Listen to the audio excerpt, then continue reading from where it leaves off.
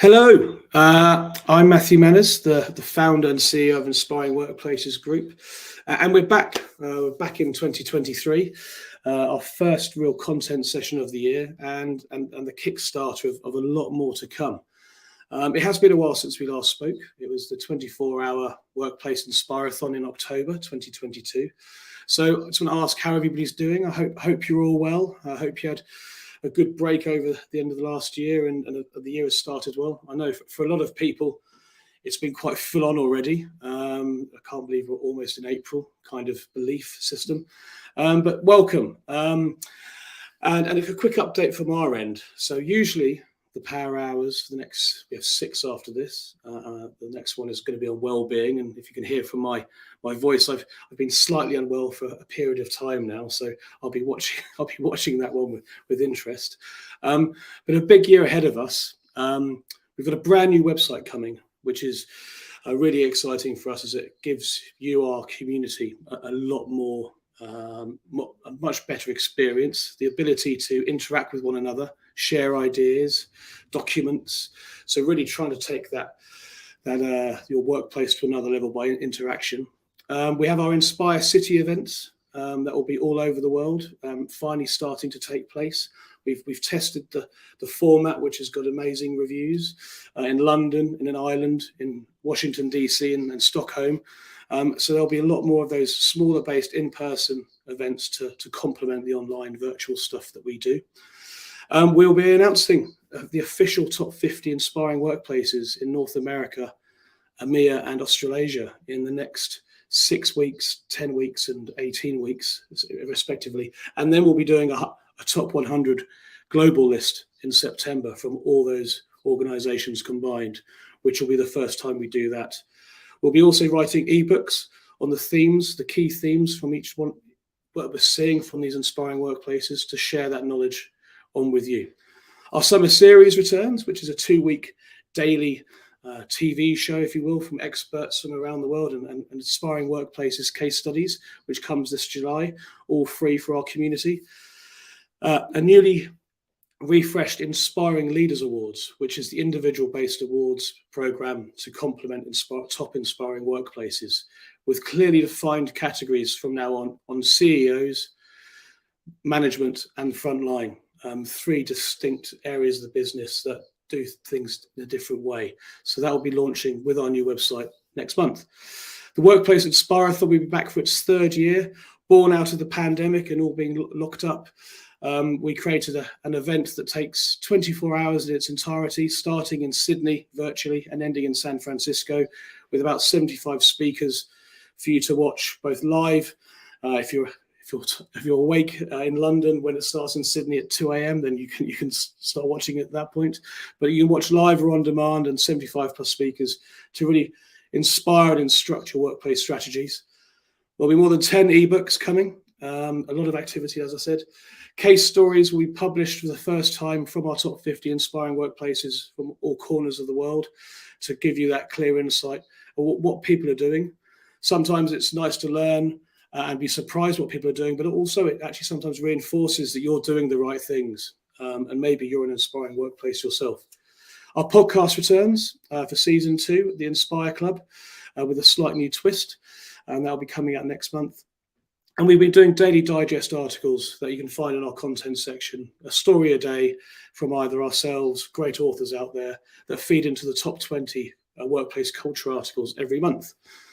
And just a quick thank you to our partners. We've limited them this year, and without them, and 2 of them, as you can see, are powering this power hour today, Harkin and Mindset Management. Without them, it's impossible to provide the community and all the work that goes with that for you for free. So please check out our other supporters that are going across the bottom of this ticker right now. It literally is impossible to do without them, and they provide amazing catalyst technology to help you within your workplace too. So this is why we have 3 speakers today and 4 every other time, to allow me to catch you up on where we are as a business and what we're trying to do for you. So that leads me to one of our new products launching today, the Power Hour. actually created by one of our team, just over there, Amy O'Leary. And you can register for all of them, all of the power hours. We've got the topics already on our website right now. So see if there's any other topics that take your fancy, and please sign up to them. I like to think that I've got my own views on employee voice and actually how conversations build trust, and you can only have a conversation by listening and giving the other side of the conversation a voice. So by having employee voice, you can build those conversations, build trust within an organization. The other element of where voice really excites me and has done for well over a decade now, and I feel like I'm banging the same drum, but is ideas. Your employees know your business better than anyone. They're more passionate about it, and they have amazing insight that will also delight your customers. And Amy and her power hour idea, as soon as it came out of her mouth, was all like locked in stone. It's an absolutely amazing idea, and we hope you see the value of it throughout the rest of the year and beyond. So what is a power hour? So a power hour is a 7-part series, themed online sessions delivering key insights, inspiration, we hope, advice and knowledge from industry experts. 1 hour long virtual sessions to inject energy into your day. We know time is precious. Each speaker or storyteller will have approximately 10 minutes. It's a format that we use in our city events, short, sharp stories and insights and perspectives from that person that might spark some creativity in you. We get 4 in within the hour, and then a 20-minute conversation, Q&A, engage with you, the audience, and also the other speakers all together at the end. So 4 storytellers and a 20-minute conversation. 3 today, a little bit of upfront from me, and then a longer conversation at the end. So our first power hour, finally getting to it, is on employee voice, as I lose mine. Reinventing employee voice so we hear more of what matters. And this session is specifically powered by Harkin and Mindset Management, and thank you so much to them. Encouraging employee voice is not only vital for creating a positive work environment and improving morale, but it also promotes innovation and creativity. By giving our workers a say in the workplace, companies can foster a culture of trust and collaboration, leading to better business performance. So our speakers in order. So for those watching live right now, and for those watching on demand, so you know when a speaker might be appearing, add 10 minutes or so. We have Rashmi van der Lowenhorst, former head of employee communications of Philips, and also a former speaker on our Workplace Inspirathon, an all-round amazing human being. Dr. Dieter Feldsman, co-founder and shareholder of Mindset Management, and one of our partners, and also David Bellamy, we've known for a long time and finally have the pleasure of working much closer with, founder and CEO of Harkin. So without further ado, we'll introduce our first speaker with a more fuller introduction. And Rashmi, former head of employee communications at Philips, is a global communications leader, passionate about putting people at the heart of organizations and ensuring they're listened to and valued just as much, or in fact more than any other stakeholder group. And I couldn't agree more with that. This comes from a strong belief and lived experience that people are an organization's most precious asset. And without giving too much away over the next 10 minutes, Rashmi is going to speak about her experience of bringing a more organic approach to employee listening and engagement to life within that organization, and some of the tensions and challenges leaders and employees face. As she says herself, and probably will say in a few seconds, if you really want to know what your people think and want to include them in positive change, you have to be prepared to let go of control, because there's a myth you've never had it in the first place. It's when that's my injection, not her words. It's when that's when the magic happens. That's tough for leaders, but done well, it can lead to real engagement and much more lasting change. Well said, and please welcome the first speaker of our Power Hour series, Rashmi. Hello. Hey, thanks, Matt. Great. Thanks for the introduction, and really great to be with you as well today. Exciting.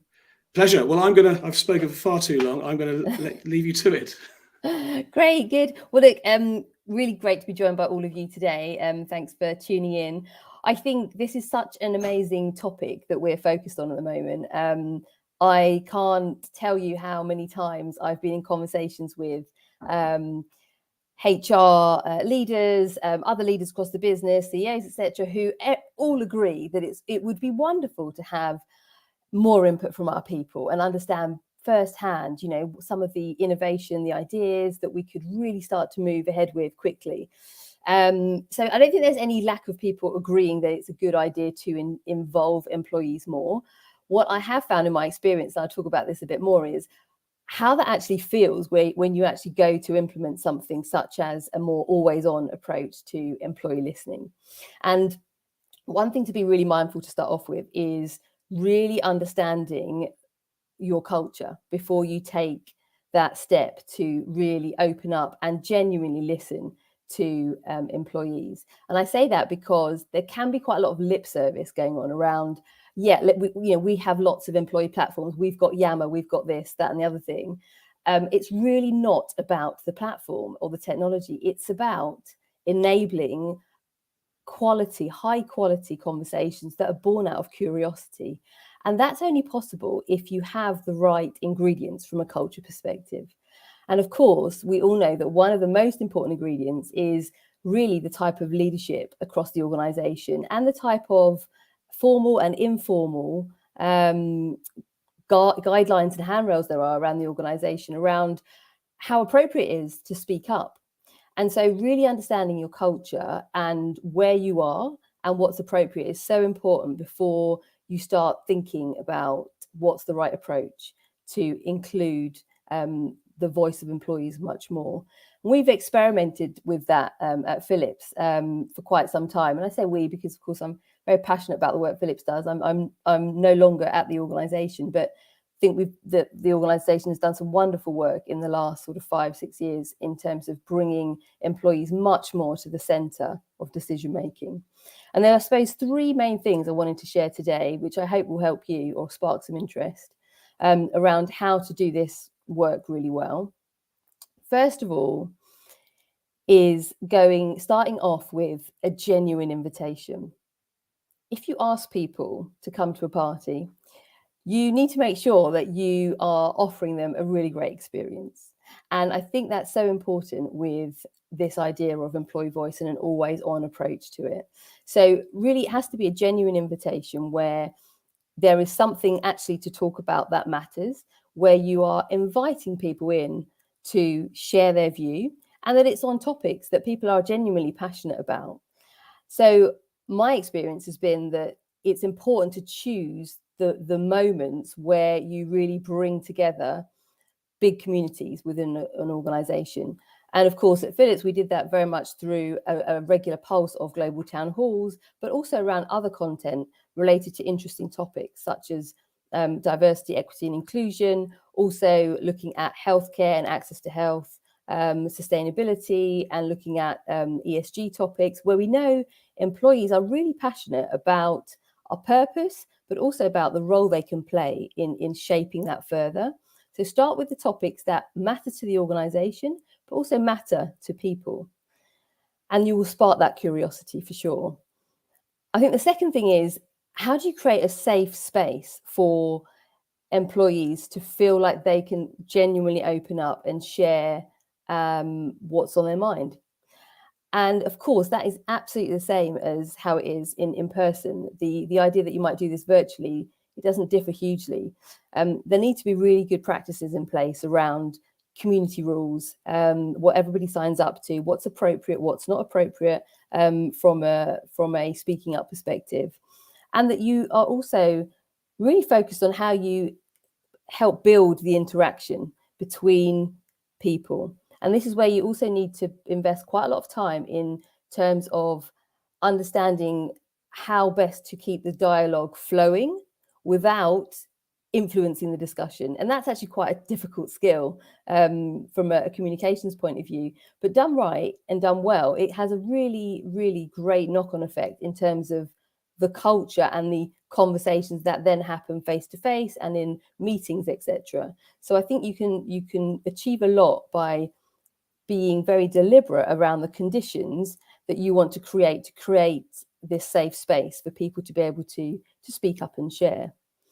And the third one is around feedback loops.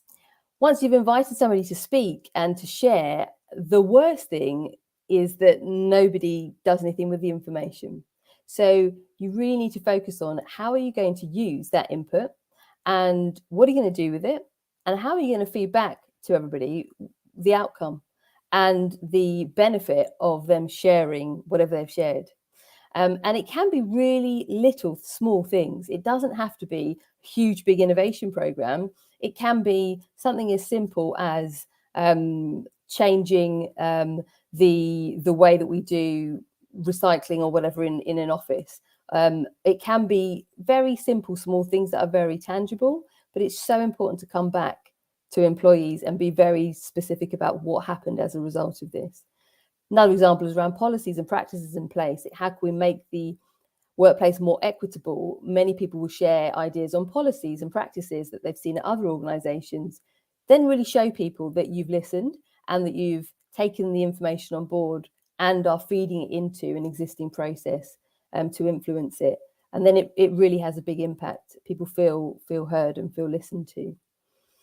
Now, I'd say the when you think about those three things, the genuine invitation, the safe space, the feedback loops, what's so critical is the role that leaders play in this, because to really have a positive approach to employee voice and really bringing that to the fore, you need to have really strong leadership and role models who are sharing, who are listening, who are feeding back regularly. Otherwise, it doesn't feel very genuine, very authentic. One of the challenges I've had in my experience, of course, is when you step over that threshold and then suddenly invite employees into a very open discussion that's visible given technology these days. Leaders can feel really really uncomfortable sometimes with the fact that anybody could say anything and I don't necessarily have all the answers. And much of my time has been spent reassuring people that that's okay, because actually that's the point. You don't need to have all the answers. We're inviting people to come into the conversation and be active so that they can actually help us get to some of the answers and some of the solutions that we perhaps haven't seen before. And that's incredibly, incredibly important. I see my youngest daughter there, standing there, speaking, just watching me. I'll come back in a minute, darling. One of those working at home situations. So I think one of the most important things is thinking about which leaders you're going to really use to actually bring this to the forefront well, and helping them to feel okay with the fact that there is this level of control that you have to let go of, and that it can be really, really beneficial, and you will learn things along the way. And that's also the other thing. This is a learning process, and each time you invite people into the conversation, we will all learn more. And if you go into such an initiative as building the employee voice within an organization with a very learning and growth mindset, then it's hugely beneficial. And that's what I've seen in my experience. And the final thing I'd say is this idea of listening. And as many people were saying, it's most underrated quality from a leadership perspective, but really listening, whether that's virtually, in person, however, that is such a skill to tune and hone over time, and there's never an endpoint there. What we found is when we really listen well, and we also listen to the discussion and understand the builds within a discussion, then we can build out really great insights from an employee voice perspective. And one of those that I've seen work really well content-wise on is really around the approach to how do we build a much more inclusive culture, specifically at Philips, and seeing lots of people coming up with fantastic ideas, very practical, that many leaders had not heard of before. And I think the ability to sit with that information, let it sink in, and then feed back and do something with it has been really impactful in my experience. So this idea of the role of leadership and really being able to take time to listen, to read, to understand is so important with a genuine employee voice program. So Matt, I will hand back to you there at that point, and just invite you on to speak to you, to have the next speaker come and join us as well.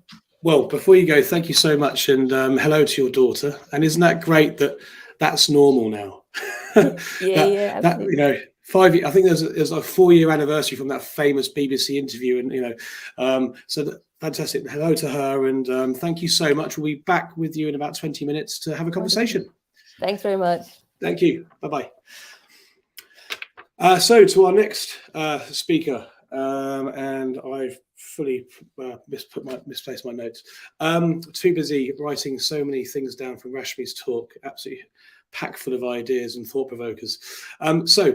A quick note from Amy, who's beside me right now. If you can't see the comments section, please refresh your page in the browser, and that will then allow you to see that and also ask some questions for later. So to our next amazing storyteller, Dr. Dieter Velsman, co-founder and shareholder of Mindset Management. He's an organizational psychologist. Always very jealous of these people. I wish I was one. With a passion for HR and one of the founders and shareholders of Mindset Management. He's currently working with AI HR in the Netherlands as a thought leader. His title of his talk is Employee Listening as a Key Part of Your EX Strategy. And in this talk, which we're about to hear, he will explore the importance of employee voice and listening as a foundational pillar of your EX and engagement strategy. The talk will focus on a brief overview of how to approach an employee listening strategy, different approaches and strategic choices, and sharing some lessons from his own practice along the way. So without further ado, welcome. Thanks so much, Matt. Thank you, and very welcome to everybody else. It's lovely to be here with you and lovely to share a couple of thoughts on something that I'm also extremely passionate about in terms of employee voice and employee listening. So Matt has introduced the topic of my talk, and kind of if we can put the slides up, please. I want to share something about human-centered listening and build on what Rashmi has also mentioned around we need a new approach if we are going to authentically listen within the organization. What I want to do today is really share 3 ideas with you in the next 10 minutes. The first one is, why is it important to have a human-centered listening strategy, and what does that actually mean? You know, I think human centricity gets thrown about quite a bit in the sense of what it is, but I'd like to just highlight what do I think it looks like in practice and how can we adopt a strategy that is a lot more human-centric. The second thing I want to talk about is I think sometimes we get a bit stuck on certain elements, and I want to help us just to shift our focus this afternoon around what are those things that matter. When we start thinking about employee listening, what are those things that has to be in place? And I'll wrap up with 6 key ingredients for your employee listening strategy. And hopefully a call to action from my side towards the end of this talk is you can take this away and go and understand how are you really authentically listening within your own organization, and what can you do to adopt a more human-centric approach in future. So let me kickstart with, when we talk about human centricity, I think there's a couple of important things to mention. And the first one is that the world of work looks vastly different today than what it did, 10, 20, 25 years ago. And I think it's important not to forget that, because what we want from work as human beings is very different today than what it was, even 4 or 5 years ago. And that's not only as a result of the pandemic. What is important is that organizations also expect something different from human beings. And if there's one great thing that came out of the pandemic, and please utilize that sentence in context, is that we are starting to utilize and see the human being in their full context, in the context of life as well. You're not just the job that you do, you also have needs and preferences. And I think human-centered listening is this invitation to say, but let's get around the table. It's not just about the organization. It's not just about the employee, but it's about us sitting collectively together and trying to understand how can we move the organization forward. So when I think about a human-centric listening strategy, I define it as an approach that creates an environment where authentic conversation can happen between employees and the organization that is to the benefit of all. And we're already starting to see it. And on the slide, you can see different studies being done. 94% of organizations have some shape or form of listening practice already in place. However, on the other side, we also find, and this is some of our own data, 86% of employees feel that they are not always heard equally, which is quite an interesting thing when we start thinking about matters like inclusivity. Do we really give everybody a voice regardless of who the employee is and where they find themselves in the organization? And 66% of employees, and it kind of links to the concept of safety that Rashmi spoke about, feel they cannot speak up without there being any type of consequences.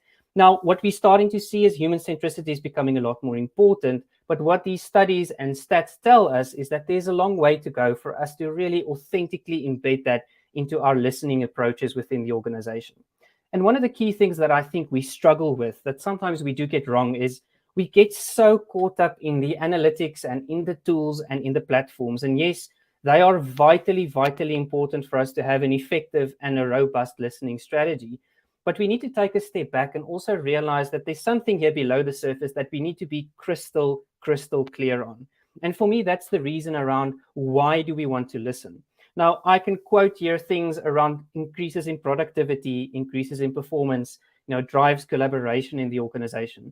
But for me personally, we need to go and really ask ourselves to say, but is it not about leveraging the wisdom of the organization on how we can collectively make things better? How do we surface ideas? How do we surface new insights? And there's a beautiful African saying that says, the power of the fish lies in the water. And for me, human-centric listening really refers to that particular concept. And that's why we listen. It's not about the tool. It's not about the platform. It's not about the insight. It's about bringing people together in order to collectively decide how are we going to create a movement that improves and shapes and shifts us going forward as well. So how do you do this? And I really want to try and make it practical by quoting 6 ingredients for you that you can think about in your own human-centered listening strategy and approach. The first one we've already touched on quite a bit. It is about having a clear focus and purpose on why do you want to listen. And for me, such an important point here is what is the intent behind your listening strategy and approach? What is it that you want to find out, and be very, very crystal clear when engaging with employees about inviting them into that particular conversation and making clear about what is it that we want to do once we have engaged collectively together. I think sometimes we are not clear, and as such, a lot of employee listening strategies or techniques and methods are treated with suspicion by employees, as opposed to it being open and being embraced as a way to give feedback, as a way to contribute, as a way to be part of something bigger within the organization. So first one, clear focus, clear purpose. Why are you listening, and what do you want to do through listening? The second component there is it has to be multi-channel, and it has to happen across a period of time. So what do I mean with multi-channel? This for me is about inclusivity. Are you really seeing your workforce in terms of being different human beings with different needs and wants, but also different ways of raising their voice and different ways of engaging? It's not only about a survey. It's not only about a focus group. It's about understanding, given who your workforce is, where they work and how they work, what's going to be the best way to reach them in an authentic way. The other component I want to talk to here is the concept of time, because there has to be active ways of listening, there has to be passive ways of listening, but the important component that we need to remember here is that it has to stretch, that we are able to explore how is the voice changing and evolving over time. One point in time, those types of techniques, they've got their place in the world, but that has to be done in collaboration with looking at it broader across an extended period. The third one here is that it really leads us towards the fact that it has to be a continuous two-way dialogue. I think in the past, we've listened quite a bit as an organization with the idea just to solicit insight and solicit the employee voice. Whereas now we need to listen with a purpose and with the goal of making sense of what we're hearing. And that can only occur through two-way dialogue that takes as well as gives to the environment, because it is a collective conversation. And a real human-centered listening strategy is two-way. It's not just one way, and it's about open, collective, transparent dialogue that moves the organization forward and collectively makes decisions about where we are today and what are some of those things that we can do in the future. The third one, and that's really about what are those moments of value and moments that matter. What are those things that you want to talk about that matters not only to the organization, which I call moments of value, but also to the employee in terms of the moments that matter? What are those key things that's going to make a difference within your organization that you do need to talk about? And how can you surface those topics in a meaningful way? A lot of organizations, and I'm a firm supporter of that, take this approach around saying, if this is our employee life cycle, what are those key moments in an employee's life within the organization that we need to get a lot closer and need to instill dialogue and instill feedback during that particular area? If you deep dive into those, they are not the ones that you sometimes think. We tend to take a very process-driven view towards employee listening. It's much more important to take an experience-driven view. So what are those key experiences that you want to create for employees, and how can you solicit feedback so that you understand what are they thinking, what are they feeling, and what are they doing at different points in time during the course of their engagement and interaction with you as an organization? The next one there, a good human-centered listening strategy uses mixed data methods. So I think we sometimes have a tendency to lean towards the quantitative side of data analysis purely because it's scalable, it's achievable, it's reachable for everybody. but do not discount qualitative feedback and qualitative data analysis as well. You want to understand breadth, because I want to have some generalizable findings, but there's also particular topics that I want to deep dive and really spend some time to get below the surface, to go deeper, to get that sense of what is the real meaning behind what I'm hearing within the organization. We do have the tool sets available to support both, and I think it's an important thing for you to think about where are you going to apply which particular method, because method needs to follow form. So why do I want to listen, and what's the best way to be able to get there? And the last ingredient is really also something that Rashmi has mentioned. A human-centered listening strategy is based on action and feedback. It actually has a bias towards us listening, doing, and iterating over time, as opposed to us listening, there's no communication at all, and in a couple of months' time, we come back and say, aha, this was the insight. This was what we wanted to share with you. And I think that's an important thing to remember, because we're starting to see an authentic employee, human-centered listening strategy has shorter periods of time where we are continuously listening, but also doing and providing feedback to the broader organization. Now, these 6 ingredients are all good and well, but they're based on 3 real fundamental pillars that has to be in place in the organization for human-centered listening to flourish. And they really are, the first one is you have to do this in the context of trying to create a sense of belonging. And I think that's one of the key things that we try to do through human-centered listening, is to say people can show up as their authentic selves within the organization, authentically voice what they really think and feel, and that will be accepted because they are part of the community in the organization. They've got a right and a reason to be there. And that's quite important for us when we think about human-centered listening. The second one then links towards the fact that people have to feel safe.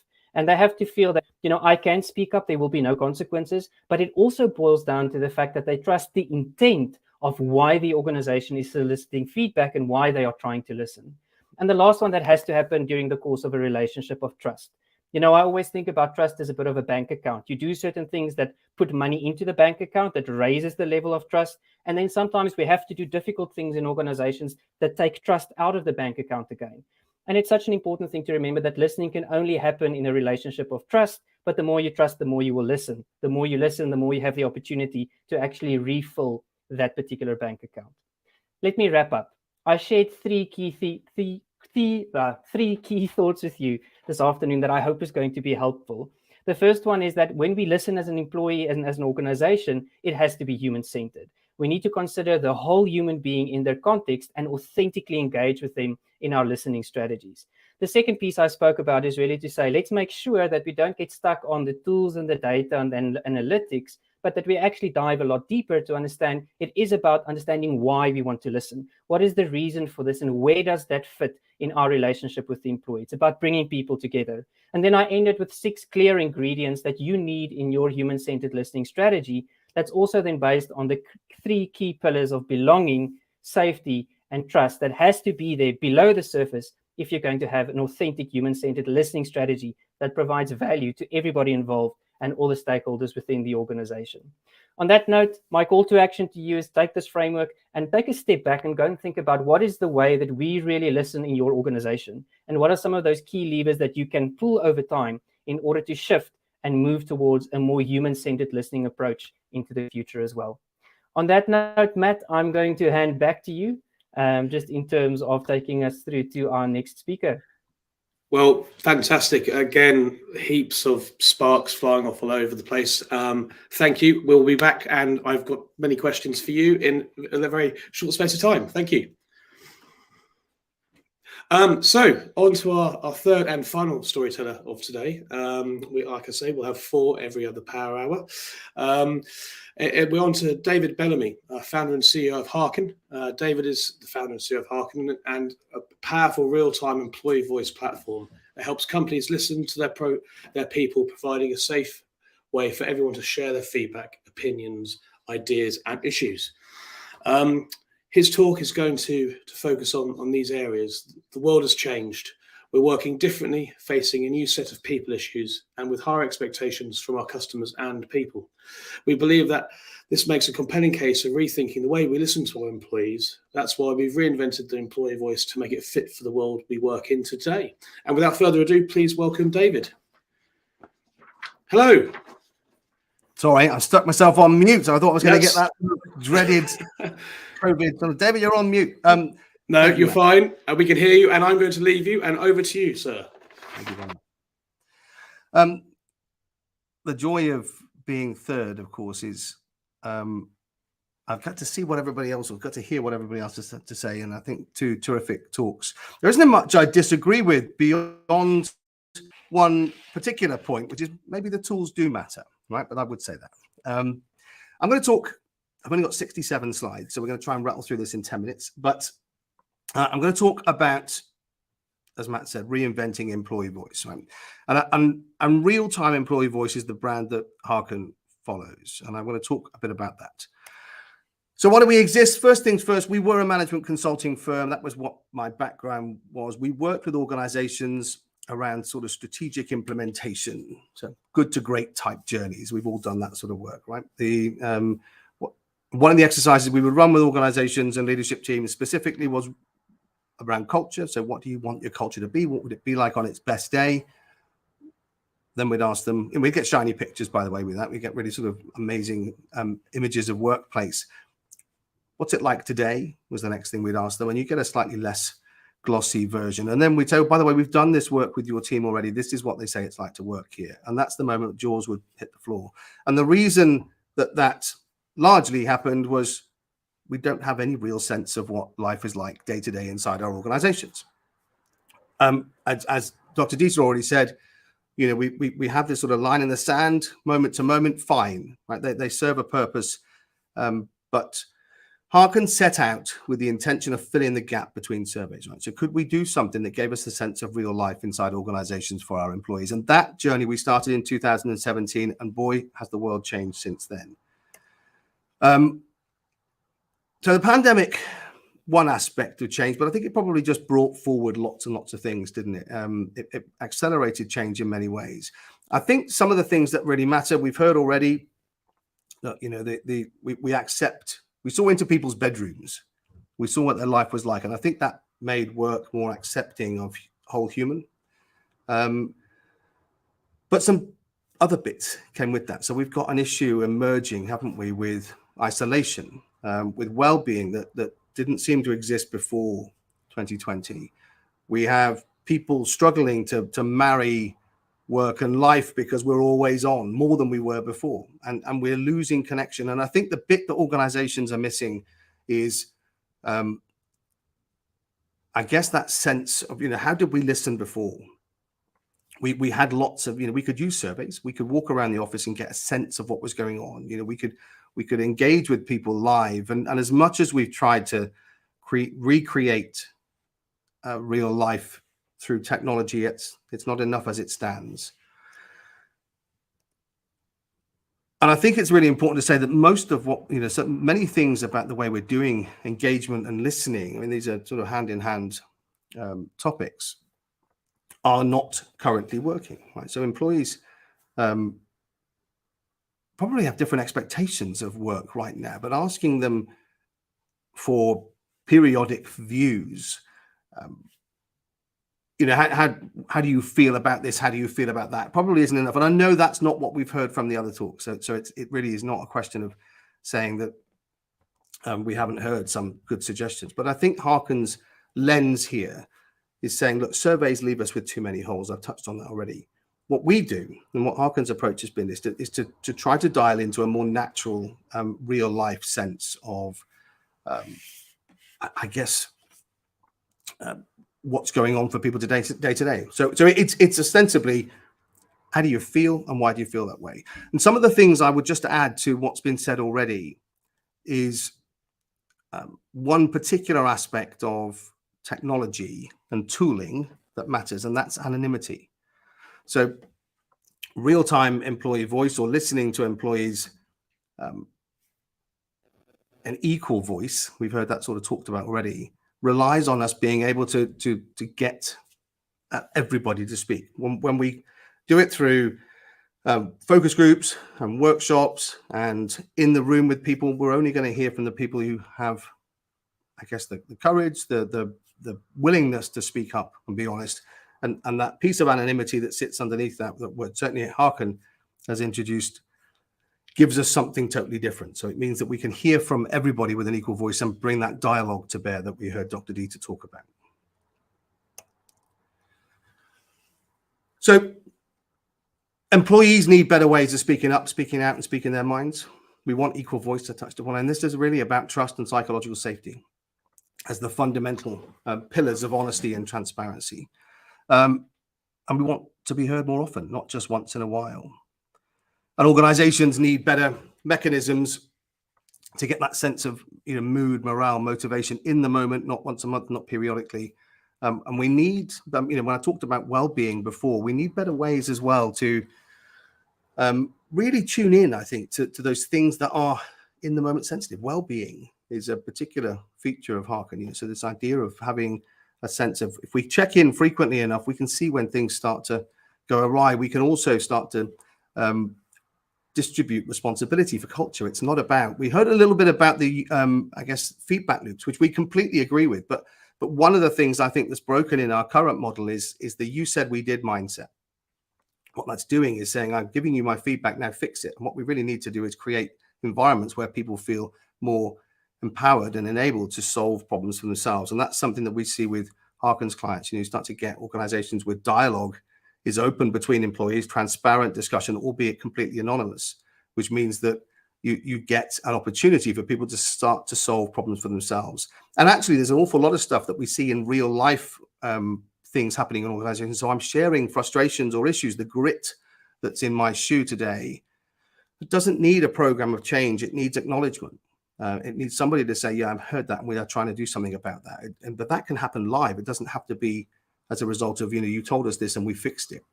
It's about creating time and space for people to feel heard and to do something about it. Right.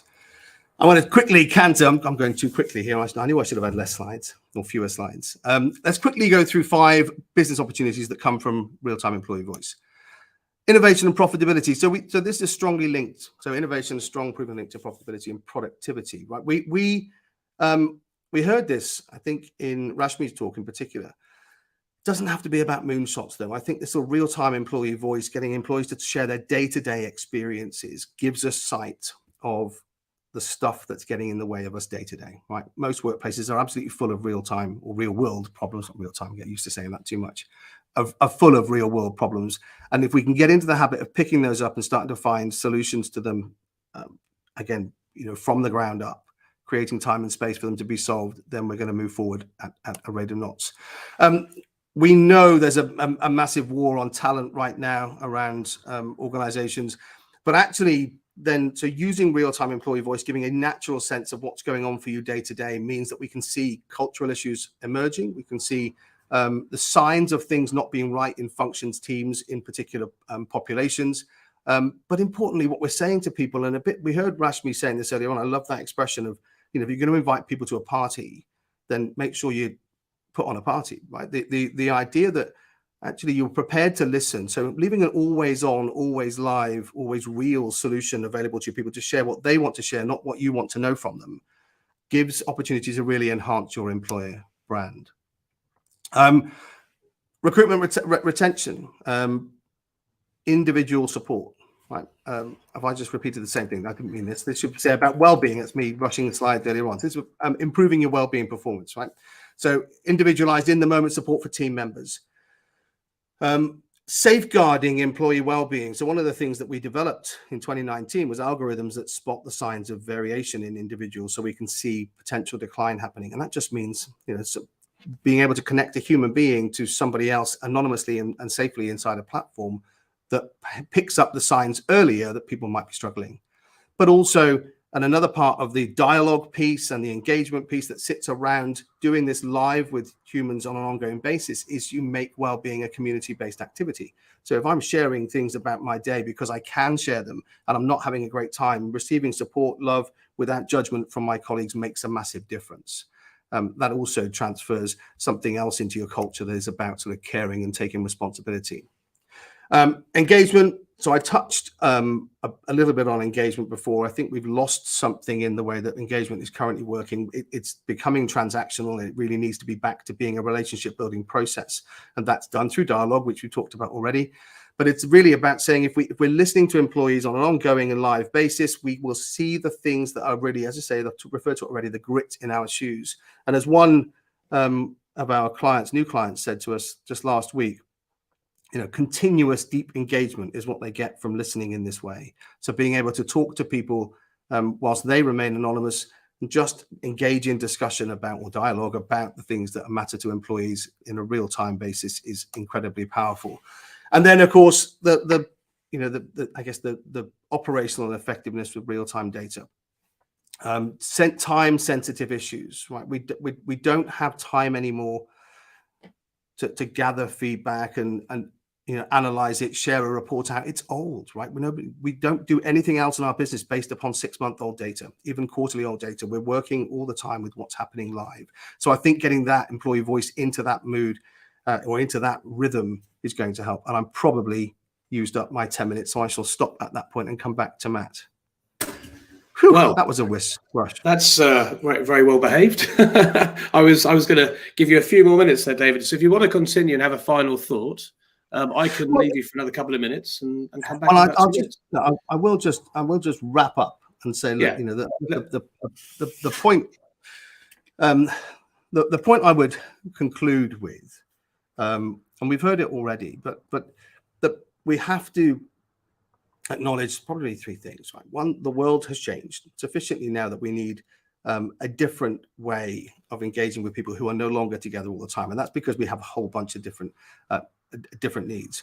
The tools that we currently use in organizations probably not serving in the way that they were, and it's time for us to do something else that starts to level out an organization in a different way. And I think the last thing is we probably just want to I think start to embrace the opportunity that technology, so anonymity, real time, connection, regardless of location, all of that stuff starts to do to utilize that in a way that says that the world doesn't need more surveys, it needs a different way to listen to employees. I think that's my closing point. All right, that's me done.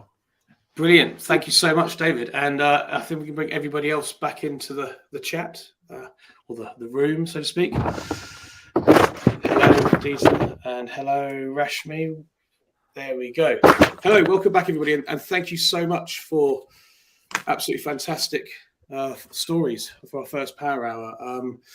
I feel like the short time frame was very unfair on you, but I think it worked. I think it worked well.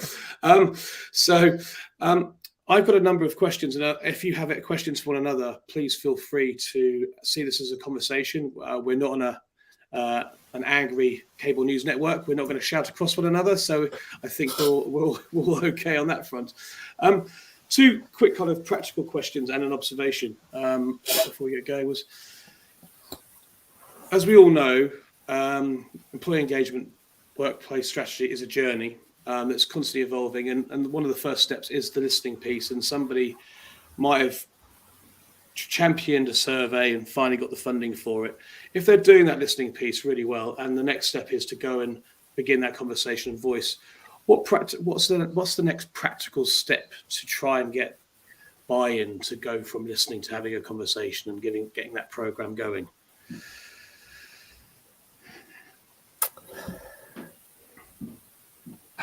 It's difficult. We're all muted now. We're waiting for everybody else. Whilst you're thinking about that, I want to also put another one into it's like a part B. The other part that came through a lot of these conversations and stories was actually the outcome of voice and creating that conversation, and obviously building trust and belonging, is actually creating, as Ashmi said, and what we champion, is inclusive cultures, which obviously then is cross-department and function with whether it be DEI, leadership, communications, culture, HR. So obviously the outcome of having an inclusive culture, safe, psychologically safe environment where people can share their voices. How do you manage, so that's part B to that question, and answer any which ways you want. How do you manage that element too? Budgets and responsibilities, people might want the power of it. How do you go about doing that too? Okay.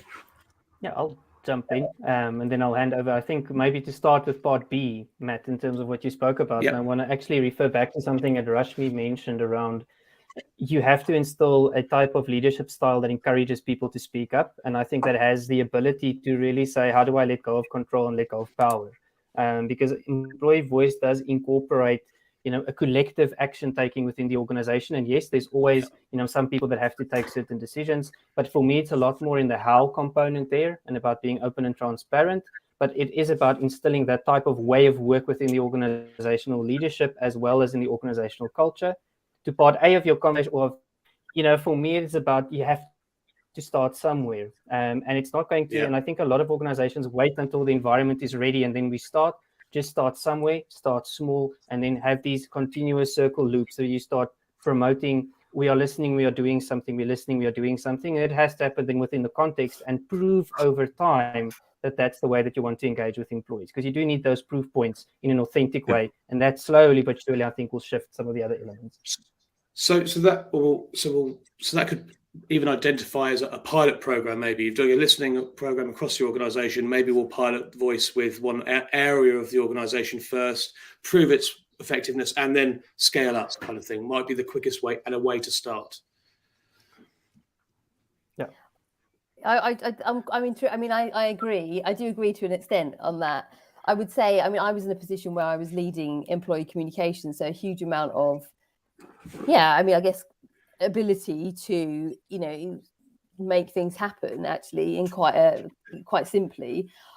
Maybe I'm a little bit of a maverick like that, but I'll be open. I was quite forthright and was just like, do you know what? Let's just move the Q&A from 5 minutes right at the end to 15 minutes at the beginning, and let's just see what type of questions we get. Of course, don't do that recklessly. We made sure that we made it clear that that change was happening. We asked people to think about the questions up front, send them in up front, and nudge that. But the sort of tone that it sets, the different tone that it sets, if you start an all employee engagement with just open Q&A versus cramming it at the end for 5 minutes, like it doesn't really matter, is huge. It has a huge implication for people that go, oh, they're starting with Q&A. Well, they actually want to know what we think. That's great. And those kind of small but impactful things, I think, really have quite a big influence around how people start to think about, what's important to organizations. So I'd say, of course, absolutely incremental. I'm all about incremental change, but there's some moments where I think be a bit bold and actually just go for it. If I'll just add to that, because I think the thing that's interesting, like when you look at some of the things we talk about, psychological safety, a good example of this. Right. So you put people in a room. So I work with psychological safety when I'm working with my colleagues, my team. If you put me in a room with 100 other people from my company that I don't know terribly well, then don't expect psychological safety to exist. And we should stop striving for that. We should create the conditions in which people can use their voice in that space, right? Because nobody's foolish enough to risk everything with strangers. So you use, when you're doing, as Rashmi said, if you're doing a town hall, then giving people a Slido opportunity to submit your questions anonymously earlier, and then you get that chance to hear everybody's voice. And I think those are the sorts of things that start to matter. I bang on about anonymity. It's become a cause for some organizations that they think it makes more of a show for us if people are prepared to be honest. Well, what about people who are more reflective? What about people who simply would never speak up in front of, you can be in a room with people and there's 2 or 3 people that will never ask a question, but they've got 17 burning away at them, right? So it's about blending out anonymous, not anonymous tools, and all the stuff that you guys are saying is absolutely right, about leadership intent. But the other thing I would add, right, because we've all worked with organizations where there only needs to be one guy who is obsessive about, I will not have anything bad said about my team, right? And that kills the safety for everybody. So the role of, when we want to hear employee voice, then I think we need to, Rashmi, you said it right at the beginning. You need to be prepared for what that means. I remember, years ago when we first started, I remember a guy whose PA phoned me every Friday to say, somebody on Harken keeps saying I'm not in the office, and I'm in the office. And I said, well, do me a favor. I'm not. Who is it? I said, well, we're not telling you. But I said, here's my suggestion, right? Go and walk around the office, then they'll see you. Right, that's it. That's all you need to do. Go walk around the office, and they'll stop saying you're not there. And I just thought, that's a great example of just a silly way that people. I think some really interesting points there, especially around just individuality and different people. Therefore, somebody is an introvert, they may never want to raise their hand in that instance, and to think around that. I suppose just human nature not to risk everything in front of strangers, and therefore safety. And that kind of is a nice little segue. So thank you into one of my other questions. And please, if you've got questions for one another, please do ask them. We're talking around, Rashmi at the beginning was talking around essentially, I think, a mindset shift. You know, you have to create the reason to want to have employee voice and curiosity. And so that instantly jumped out at me, because I'm a huge fan of curiosity and the work that Dr. Francesca Gino's done around basically rebel leadership. Rebels are actually people who are curious and ask why a lot. So, and I think peak curiosity in a human being is at the age of 5. So if anybody's ever had children or nieces and nephews and they constantly go, why, after every question they ask another question. After that, it goes down. So one of my best friends is the head of corporate comms in a company I won't mention, and they're actually moving to creating curious mindsets. So I wondered what everybody's view on creating curiosity and in organizations and creating curiosity mindsets, and is that where we should be exploring more to create voice and voice culture?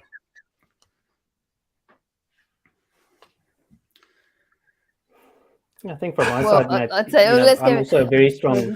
Oh, go for it. Sorry, you go, Rashmi. No, I was just going to say, I think the word curious is sort of bandied around quite a bit now, right? I think it's important to understand what is really behind that, the way you're using it. So if you really want to be curious, one of the most important elements of being genuinely curious, yes, is to ask questions, but actually it's to be still and to observe and to listen well and to absorb all of that information and then do something with it. And actually, you know, there's this notion of sort of being quietly curious, I find, is where you really spark some really interesting conversations and some ideas that come through. This element of being curious and just asking everybody all the time, like a 5-year-old, it can be, you know, that kind of behavior isn't always going to help you get to the to help you to actually unlock what's behind that. So I'd say, you know, how do you be sort of quietly curious in a way that is beneficial to yourself and to the organization? And of course, that will be different for everybody. So therein lies the challenge in terms of how do you do this at scale. Fantastic. Peter, you were going to say something. Yeah, maybe, David, thanks. Just to build on what Rashmi's also mentioned, you know, I think it is about seeing what does curiosity look like in practice. And very often that's based in the organization on, you know, what we celebrate and what we tolerate. Because often we say we want people to be curious, but you also have to be very efficient, very focused and very, very targeted on what you need to do. So I think it is about being authentic in terms of promoting those types of behaviors. Definitely agree with Rashmi on the fact that a lot of that is in quiet self-reflection. I think there's also the opportunity for how do you broaden people up? Because if you go to your employees today and you say, what does division X do and what does that person do? What's their biggest challenge they're currently facing? Most people won't know, because we try to get so focused on what we do in our particular context that we forget that there's a bigger world outside. So it's not just in the organization, but it's also beyond those boundaries and those particular borders. So how can you bring that in, and how can you encourage that's the way that we want, you know, that we want to behave, and we celebrate that type of behavior in the organization? Good point. And my contribution to this question, I think, would be, again, a leadership point, really, which is about, so ties into Rashmi's again, but rather than asking everybody why, perhaps asking ourselves, why do people say some of those things, right? So one of the things we've had to encounter when you activate employee voice, and then you sort of say, you've got to teach leaders to listen differently, right? So when I'm seeing things that I don't like, so the analogy I always use, like, you're on the same ship, right? You're all doing the same thing together at the same time, trying to reach the same point. When you are worried about your colleagues saying things that you don't like, that sounds negative, that feels like it's hurtful to the organization, the question you should ask yourself is, why are they doing that? Why would they sink our own ship? Right? Why are they torpedoing? Because that means that they're having a very different experience than you are. It goes right back to the thing I said at the beginning, right? Executives really not being in touch with what's happening on the ground of their organization, what it's really like for people. And if you can get that curiosity to say, okay, well, if people are saying negative things about this workplace, we've not got it quite right. Why is that? That's a better question.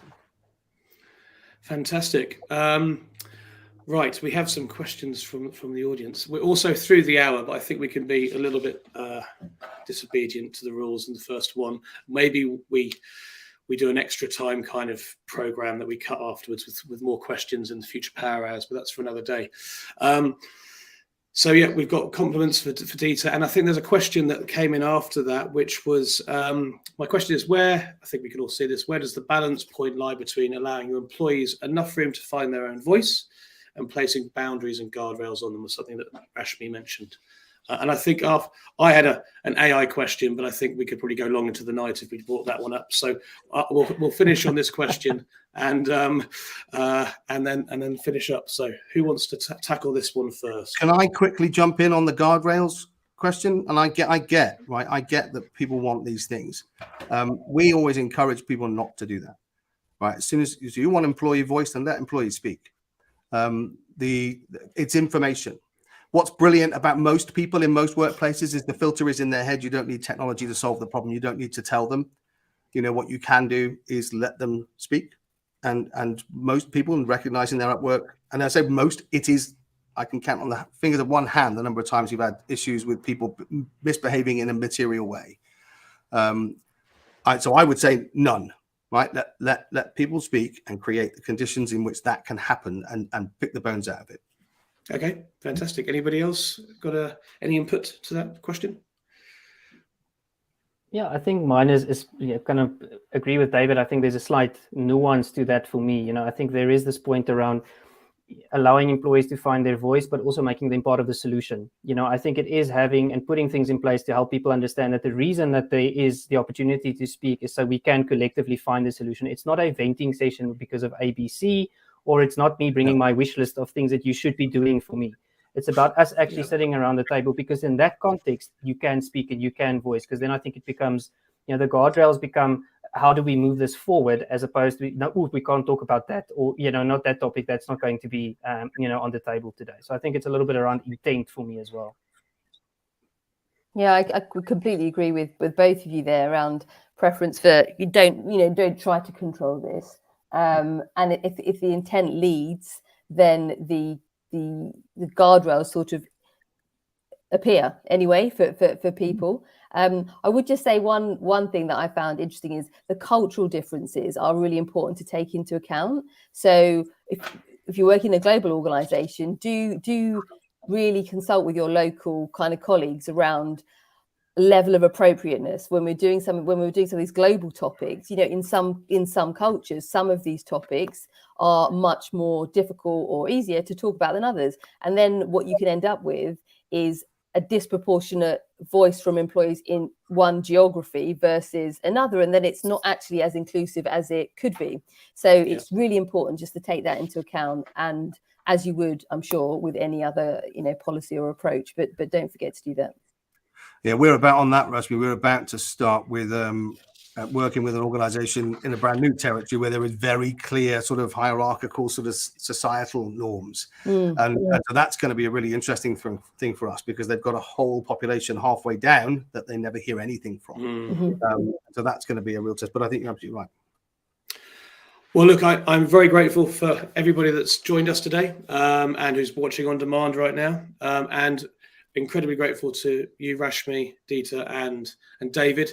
Thank you for being our first and awesome storytellers on our first Power Hour. We'll be showing this on demand as of tomorrow. And thank you so much. Is there anything else you'd like to add before we say goodbye? No, terrific. Thank you very much, Matt. And Great for having us. Thank you for having us. Thank you. Take care. Yeah. Thank you, everybody. Thanks so much. Bye-bye. Bye. Bye.